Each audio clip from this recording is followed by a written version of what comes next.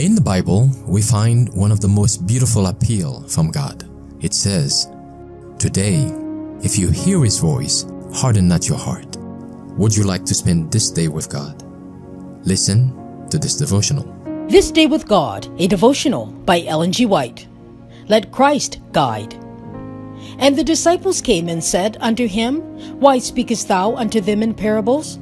He answered and said unto them, Because it is given unto you to know the mysteries of the kingdom of heaven, but to them it is not given. Matthew 13, verses 10 and 11. Christ gave his disciples to understand that he preached in parables and hid the great truths he presented under similitudes, that persons who have not the truth or the love of it, whose hearts are misled by their own tempers and gratified inclinations, could not know of his doctrines.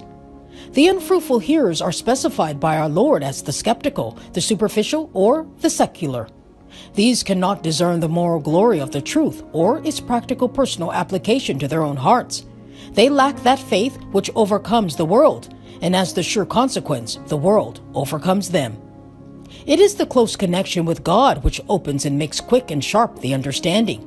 Men in Christ's day brought upon themselves that blindness, that in seeing they see not, and the willful deafness, that in hearing they hear not, neither do they understand. Jesus told them that there was no reason for them to be surprised at what he had stated in regard to their unbelief, for Isaiah had predicted the same.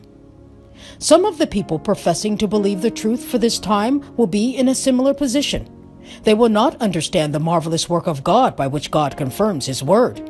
They will not perceive that the working of God's Spirit is wrought by his power, not because the evidence is not sufficient, but because the waywardness and the corruption of their own hearts will not suffer them honestly and candidly to weigh these evidences. For the sins of the people have hardened their hearts, and their conformity to the world has clouded their conceptions of divine things. They are unwilling to be directed in the path of righteousness which would lead to the city of God. Our trust must be wholly in God. He will be to us a present help in every time of need. Let us wait upon the Lord and exercise faith in his promises. He will hear us. Only believe. The captain of our salvation will not leave us to guide our own bark. We shall have his help and his wisdom just when he sees we need it.